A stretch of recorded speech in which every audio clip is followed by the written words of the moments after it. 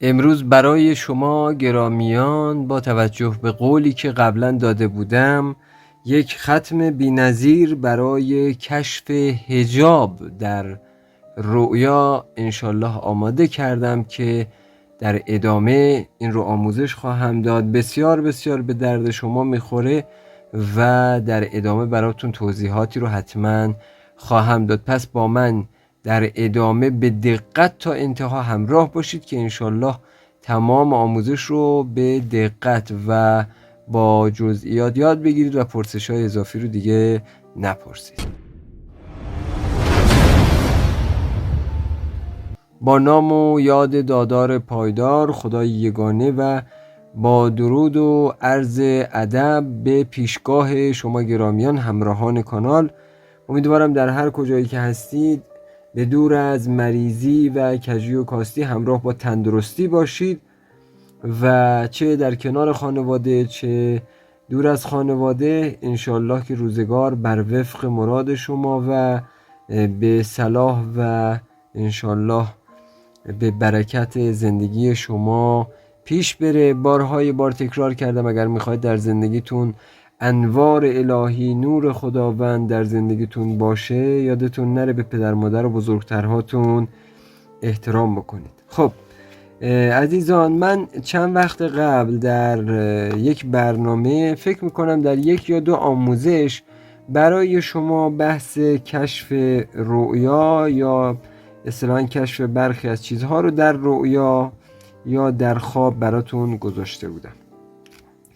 حالا به دلایلی برای بعضی از عزیزان محقق نشد. امروز برای شما عزیزان یک ختم بسیار بسیار مجرب هم به عنوان یک هدیه و هم انشالله به عنوان اینکه شما بتونید ازش استفاده بکنید قرار خواهم داد. منتها من دستور این رو به یک اصطلاحاً چیزی منوط میکنم، یعنی یک شرط داره. شرطش هم این هست: من این همه در کانال خودم برای شما دستورات رو گذاشتم بدون یک چشم داشت و بدون هیچ گونه چیزی. حتی دوستان میان نگاه میکنن، لایک نمیزنن، هیچ کار نمیکنن، میرن انگار مثلا از ما چیزی طلب دارن. اما دستور این اجازه و اجازه این دستور رو و اصطلاحاً اجازه این عمل رو منوط میکنم، چون میدونید انرژی هوشمنده. من چیزی رو اینجا ببندم جلوشو شرط بذارم اون انجام خواهد شد. اجازه این رو برای شما خواهم گذاشت تا زمانی که کانال رادیو ماورا رو و کانال جدید لایو پرسش و پاسخ رو حتما از طریق لینک هایی که در کامنت اول موجود شده و پین هست برید این دو کانال رو سابسکرایب بکنید. عزیزان، این دستور یک هدیه بسیار گرانقدره. اجازهش رو منوط کردم. بخواید برید اجازه این رو انجام ندید دیگه خودتون میدونید اجازه براتون انجام نخواهد شد. حالا خودتون میدونید عزیزان. من این دستور رو آموزش رو میگم، ولی تنها بار هست در این کانال چیزی رو منوط میکنم. اون هم واقعا برای من جای تعجب داره که من کانالی دارم که واقعا آموزش های رو توش دارم، هیچ کس توی فضای مجازی نداره. باز هم مردم ما متاسفانه نمیدونم همیشه دلشون میخواد برن پولهای هنگفت بدن، هیچی بهشون آموزش ندن، مثل اون آکادمی کلاهبرداران و شیادان تیای اصطلاحاً بهزاد هوشمند و اینا که کلاه سر مردم میذارن، میلیاردها تومن پول از مردم میگیرن، هیچی هم بهشون یاد نمیدن. اما من اینجا فقط این رو منوط کردم. حالا بریم سراغ به حساب این دستور رو شما از هفته اول ماه قمری یا هفته دوم میتونید شروع بکنید. این دستور عزیزان همونجور که عرض کردم دستور خیلی خیلی قدرتمنده. حالا بهتون در ادامه باز چیزهایی رو میگم که در جریان باشید. خب هفته اول یا هفته دوم، یعنی شما از روز اول تا 15 ماه فرصت دارید. یعنی ماه از زمانی که روز اولش هست که اینجوریه تا زمانی که ایام البیض ماه باشه شما فرصت دارید که این کار رو انجام بدید. حالا بستگی داره که عزیزان شما به حساب به طبعتون چی باشه و طبع آبی، خاکی، آتشی و بادی. طبعاتون رو باید ببینید، رب طالعتون طبعتون چه هست. بعدی که طبعتون رو پیدا کردید من بهتون میگم اگر آتشی و بادی بودید میتونید در روز یک شنبه کار رو انجام شروع بکنید، به شرط اینکه قمر در عقرب نباشد. به شرط اینکه قمر در عقرب نباشد. و اگر عزیزان خاکی و آبی بودید می توانید در روز پنجشنبه و یا دوشنبه کار رو شروع بکنید. پس یا پنجشنبه یا دوشنبه میدونید که مشتری در برج حوت وارد اصطلاحاً طبع آب میشه، پس این رو یادتون نره.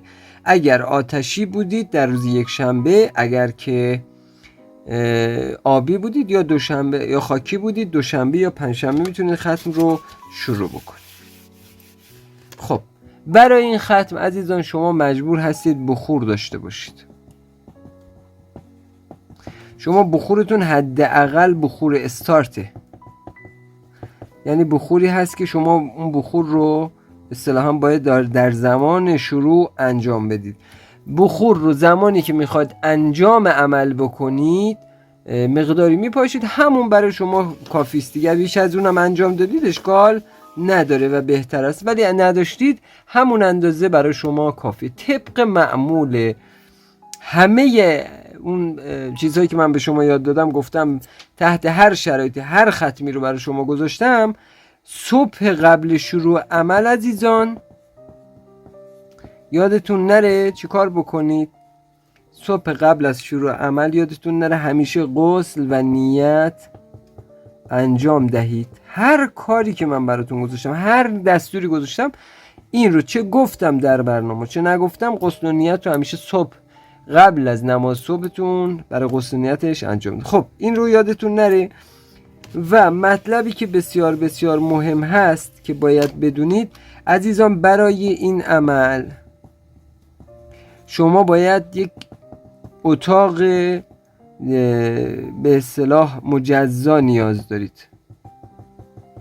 اون اتاق هم قبلا گفتم دیگه کثیف نباشه، کوچیک نباشه، یه جور نباشه مثلا به اندازه خودتون به زور توش بشینید. کسی اونجوری نگاه کنید، یک اتاق 1x1.5 هم باشه کافی هست، ولی کثیف نباید باشه. در اونجا نمازم میخونید خیلی بهتر. خب بعضی من دیدم یه زیر شیروانی یا مثلا زیر پراپله اتاقی دارن ولی اتاقشون تمیزه، ولی به اندازه مثلا 1x1.5. بعضیا یه جایی مثلا نیم در نیم هست که به زور میتونن بشین، میخوان برن اونجا ختم بگیرن. نمیتونید این کار رو بکنید، پس این رو یادتون نره عزیزان. لباس عمل در شب نگاه بکنید. عمل دو قسمی هست، مثل همه اعمالی که من بهتون میگم. یک عمل بعد از نماز دارید. عزیزانی که در دینشون نماز دو وعده‌ای دارن میتونن در همون نماز دو وعده‌ای، یه وعده نماز در همون یه نماز یه وعده ندارن نماز، میتونن این عمل رو در روز 3 مرتبه انجام بدن. عزیزان پیروان حضرت ختم مرتبات هم که 5 وعده نماز دارن، پشت پنج وعده‌شون باید این کار رو انجام بدن. وقتی که نمازتون رو خوندید، در همون جایی که نشستید نمازتون رو خوندید، همون سجادتون، ابتدا سر به سجده میگذارید عزیزان. در سجده این ذکر یونسیه رو میگید: لا اله الا انت سبحانک انی کنت من الظالمین. این رو 21 مرتبه میگید. بعد از این که این رو گفتید سر از سجده بر میدارید و آیه بسیار بسیار معروفه که من بارها از اون استفاده کردم: و کذالک نوری ابراهیم تا من الموقنین. این آیه رو میگید: و کذالک نوری ابراهیم ملکوت السماوات و الارض ولیکون من الموقنین. این آیه رو در سوره انعام هست، پیدا میکنید. بهتر از حفظ کنید از این آیه، بسیار بسیار آیه قدرتمند. میتونید 21 یا 41 مرتبه بگید، یا 21 مرتبه یا 41 مرتبه. بعد از این که تموم شد یا هر باری که خوندید میتونید به کف دستاتون بدمید، از بالای پیشانیتون تا روی سینه‌تون بکشید. این پشت نمازهاتون. خب حالا برای اینکه بقیه رو بگم و شما تا اینجا با من همراهی کردید، یادتون نره حتما عزیزان، متاسفانه حمایتاتون بسیار ضعیفه و من میتونم تمام این آموزش‌ها رو پولی بکنم و کسانی که بخوام آموزش بگیرم پولهای این گفت بگیرم، ولی دوست دارم هموطنان من، همزبانان من در هر کجای از این جهان هستن چیزهای درست با اصطلاحاً دستورات درست، با اجازه درست از شخص بنده بگیرم. میدونید در کانال بنده هیچی از اون کتابا نیست، هر چی هست مال خود بنده است. این کتاب تصویری بنده است. پس شما لطف بکنید به خودتون و بنده و این کانال احترام بگذارید و لااقل تلاشایی که بنده میکنم برای شما، حداقل کاری که میتونید بکنید 2 یا چند کامنت انگلیسی برای ما بگذارید عزیزان برای حمایت کانال، و حتما این گزینه لایک رو بزنید عزیزان. و بعد هم اگر عضو کانال نشدید خوشحال میشیم که جزء فامیلی این کانال بشید و اعضای این کانال باشید و حتما این زنگوله رو بزنید و بگذارید روی همه یا آل که انشالله زمانی که ما برنامه جدید گذاشتیم یا لایو بود شبانه بتونید ازش استفاده بکنید. عزیزانم در خارج هستن، اگر بخوان میتونن برای حمایت کانال از گزینه سوپر تانکس یا اصطلاحاً آدرس پیپل استفاده بکنن و هر چند اندک کمک بسیار بزرگی برای کانال خواهد شد، چون این کانال هیچ اسپانسری نداره و مخارج بالایی داره. سپاسگزار میشم از شما گرامیان که همیشه همراه ما بودید. خب ببینیم قسمت دوم، قسمتی که شاید نیاز به اصطلاح حواس جمع شما بیشتر باشه، یعنی بیشتر باید دقت بکنید. این همونجور که گفتم نیاز به اتاق تازه داره، یعنی اتاق جدید داره، اتاقی که مجزا باشه، در اونجا رفت آمد نباشه و شما بتونید با حواس جمع اونجا کار انجام بده. بهتر است از شمع استفاده بکنید عزیزان، یعنی شما اگر که از شمع استفاده بکنید براتون بهتر. اگر شمع هم نداشتید اشکال نداره، همون لامپ اتاق هم میشه. برای همیشه یک کار من همیشه بهتون گفتم که سعی بکنید هر چیزی که من بهتون گفتم درش همیشه اسراف و تحسین انجام بدید عزیزان. این رو 100% در ذهنتون داشته باشید. پس برای همیشه در ذهنتون باشه. اگر من جایی هم نگفتم در برنامه این رو دیگه مد نظرتون باشه که اسراف و تحسین رو همیشه انجام میده. اول اسراف بعد هم تحسین. خب برای این عمل عزیزان نیاز به لباس سپید دارید، یعنی لباستون باید سفید باشه. خانم ها و آقایان از این عمل میتونن استفاده. حالا در انتهای برنامه بهتون میگم که چند روزه هست این عمل، برای خانم ها هم توصیه رو میگم. پس تا اینجا بخور آغاز رو من همون جور که بهتون گفتم، اون دخنه یا بخوری که باید دود بکنید و در آتش بریزید بهتون میگم. کندر یا لبان انثی به اضافه دانه اسپند به اضافه برگ گل محمدی. این یا اصطلاحاً اگر هم نداشتید همین کندر و دانه اسپند رو میتونید ازش استفاده بکنید. حالا عزیزان عرب میگن لبان انثی دیگه، این به راحتی میدونید که به چه صورت هست. خب شما وارد اون اتاق میشید. عرض کردم شمع داشته باشید بهتره، نداشته باشید هم مشکلی نداره. سمتتون باید به سمت قبله پیروان حضرت محمد باشه، یعنی همون قبله معروف. مطلبی که باید بدونید عزیزان این هست، شما حداقل باید 1/3 یا اگر مثلا اون مدت ختم رو تقسیم بر 3 کنیم، 1 هست از اون 3 قسمت رو حداقل باید در این ختم انجام بدید. مطلب دیگه که بسیار بسیار مهمه ترک حیوانی هست. شما همراه این عمل باید ترک حیوانی رو انجام بدید. بسیار بسیار مهمه، چون این کشف حجاب حالا در آخر برنامه بهتون میگم که مخصوص چه اعمالیه. پس این تا اینجا دیگه نیازی به چیز دیگه ندارید و باید حالا ختم رو انشالله بگیرید و ختم رو انجام بدید. وارد اتاق میشید و اصطلاحاً یک مقداری آب در اینجا آماده میکنید. یه مقداری این آب به اضافه یه چند قطره، حالا 9 قطره گلاب رو داخل آب بریزید و اسراف رو انجام میدید، تحسین رو انجام میدید. و تحسین و اسراف رو هم گفتم همیشه. اسراف سوره زلزال میخونید و حالا 7 مرتبه یا 3 مرتبه یا 7 مرتبه سوره زلزال رو میخونید. به کلمه اشتاتن رسیدید، اشتاتن رو 7 مرتبه میگید و دوباره سوره رو تا انتها میخونید. بعد هم میگید ای عمار این اتاق یا عمار این منزل، در کار من فساد نکنید، از این محل موقتا خارج شوید و پس از انجام عملم دوباره به محیط بازگردید. بارک الله فیکم و علیکم به حق ملک تارش. خب تحسینتون چه هست؟ تحسینتون 21 مرتبه آیت الکرسیه، 7 مرتبه سوره کوثر هست و 7 مرتبه معوذتین. دیگه این رو من همیشه گفتم، الانم میگم دیگه تو ذهنتون داشته باشید. خب شما بعد اینکه اینا رو انجام دادید، همیشه گفتم در هر ختمی 14 صلوات مخصوص و به اضافه 14 استغفار مخصوص باید همیشه بگید. در انتها هم دوباره این 14 صلوات مخصوص رو باید بگید. زمانی که میخواد ختم رو شروع بکنید به این صورت هست: شما نیت ختمتون رو در یک کاغذ می نویسید، یک نیتی می کنید. مثلا میخوام فلان چیز رو ببینم. عزیزان این نیت فقط باید همین باشه، فردا نیاید باز یک نیت دیگه بکنید. نیت رو باید بنویسید با در اینجا نیت رو با زعفران و گلاب، اگر حبر روحانی داشتید بهتر هست.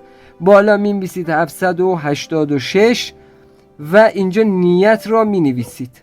بعد اینکه اینجا نیت را نوشتید می‌نویسید الله لا اله الا هو الحی القیوم. این دستور بنده است که باید بنویسید. ممکنه که اصلا دیگه این دستور شخصی عزیزان، این توش کتابی نیست، مال بنده است دارم میگم. باز نیاد فردا یکی بگه آقا از رو کتاب در آورد. اینا چیزی نیست توی کانال بنده، هر چی از مال شخص بنده است، اجازه‌ش هم مال بنده است. این لطفی است که حالا خداوند کرده. و پس این رو یادتون باشه. اینجا می‌نویسید نیت رو، پایینش هم می‌نویسید الله لا اله الا هو الحی القیوم. بالا می 786 این کاغذ رو میذارید.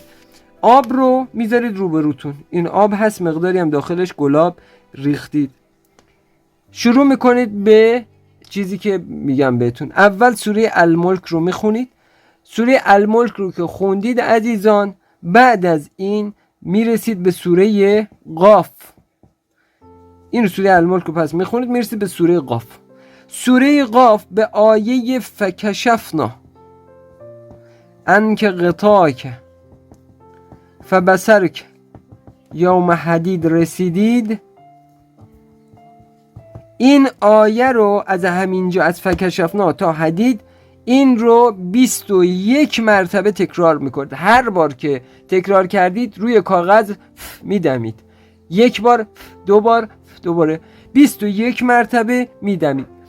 در انتهای 21مین مرتبه دوباره نیت رو زبانی میگید و دوباره میدمید به این. و به آب هم باید هرچه خوندید اینجا بدمید داخل این آب. هر شب همین هست عزیزان، هر شب همین هست. پایان کار، ببخشید پایان این که میخواست کارتون تمام بشه، یک مرتبه هم چی میخونید؟ سوره یاسین. بعد اینکه سوره یاسین رو خوندید تمام شد، دوباره 14 مرتبه آیت الکرسی. این پس شد دستور شما، دستوری که میبایست انجام بدید. عزیزان دوستان گرامیان، حالا بهتون میگم آب رو باید چی کار بکنید و دوره چند روز است. شما میتونید دوره رو 14 روزه یا 21 روزه انتخاب بکنید. خانم‌ها میتونن همون 14 روزه انتخاب بکنن که به زمان اون اصطلاحاً طبیعیشون نرسه، اون حالت پریود یا حالت طبیعی ماهانه‌شون نباید باشن دیگه. اون خودتون باید بدونید. و عرض کردم 1/3 حالا 21 روز یا 14 روز رو باید حداقل در اون اتاق بخوابید. موقعی هم که دارید میخوابید این بالشتتون هست میخواد بخوابید، اون کاغذ رو باید تا بکنید بذارید زیر بالشتتون. و عزیزان دوستان یادتون نره اون آب رو باید همونجا یه مقداری از اون آب بخورید، بقیه‌اش هم به صورتتون بزنید. فقط اگر خواستید از این عمل انصراف بدید، این کاری که میگم باید انجام بدید. 7 مرتبه سوره توحید میخونید. بعد اینکه 7 مرتبه توحید رو خوندید 1 مرتبه قاف میخونید، سوره قاف رو میخونید.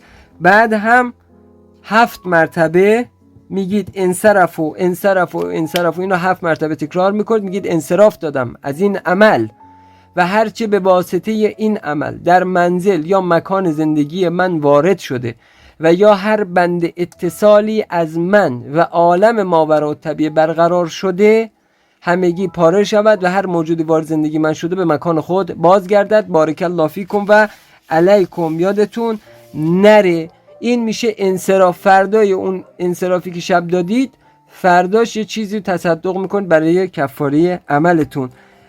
عزیزان اگر 14 روزه ختم رو برداشتید و اگر 21 روزه، شما باید از شب 9 به بعد یا 7 به بعد یا خیلی دیر بشه 11 به بعد اون چیزی که نیت دارید رو جواب بگیرید و این عمل برای شما تکرار میشه. در خواب به بعضی ها ممکنه دستوری بدن که از این به بعد مثلا ممکن هست اگر خواستی، این ممکنه برای بعضی اتفاق بیفته ممکن هم نیفته، که من بعد از این اگر خواستی کشف حجابی در خواب یا رؤیا برای شما اتفاق بیفته فلان عمل رو انجام بدید. دیگه باید حواستون باشه این کشف حجاب برای کنوز یا گنج ها هست، برای کسانی که سحر این مسائل دارن هست، برای کسانی که گم شده دارند هست و خیلی چیزهای دیگه. این دستور عظیم و بی‌نظیر رو یادتون نره. به کسانی هم که نیازمند هستن میتونید بدید و فرض عرض کردم اجازش منوط به چیزیست که در ابتدای برنامه گفتم. 2 کانالی که عرض کردم رو کانال رادیو ماوراء و کانال لایو پرسش و پاسخ رو سابسکرایب بکنید، زنگولش رو هم بزنید و حمایت بکنید کانال ها رو. این تنها راهی است که شما میتونید اجازه این عمل رو دریافت بکنید. کانال رو حمایت بکنید عزیزان. این گنج بی‌نظیر، این کانال، این کتاب تصویری رو بنده بدون چشم داشت در خدمت شما قرار دادم و سعی بکنیم از طمعمون کم بکنیم، طماع نباشیم، غرور و منیت رو در این راه بگذارید کنار، وگرنه باید از کانال خارج بشید برید. چیزی اینجا با غرور و منیت درست نمیشه. بنده چیزی رو در اختیار شما میذارم که هیچ کس نمیذاره، مطمئن باشید. امیدوارم که در پناه خداوند و تندرست باشید. برای بنده هم دعا بکنید. امشب هم انشالله اگر خداوند بخواد اولین لایو پرسش و پاسخ رو در کانال لایو پرسش و پاسخ خواهیم داشت. در پناه حضرت حق باشید و تا آموزش بعد و زمان لایو دعا و لایو پرسش و پاسخ دادار پایدار یار و یاور شما گرامیان.